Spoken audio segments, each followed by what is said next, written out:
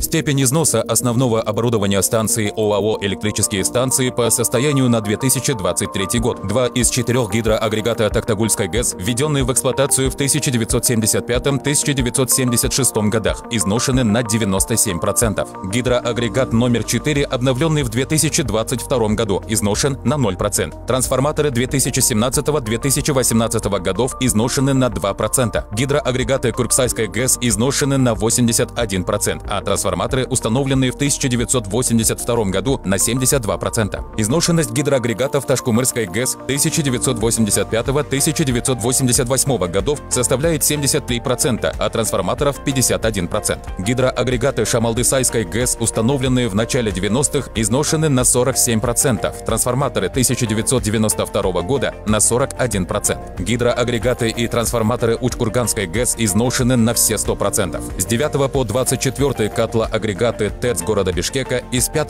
по 10 турбины изношены на 100%. Блоки под номерами 3 и 4, введенные в эксплуатацию в 2017 году, изношены на 17%. Турбина номер 11 изношена на 81%. 3 котлоагрегата ТЭЦ города Оша 1966 года изношены на 71%. 2 турбины введены в эксплуатацию в том же году, изношены на 67%. В итоге трансформаторы устарели на 93%, котлоагрегаты на 90,52%, гидроагрегаты на 79%, турбоагрегаты 78,54%.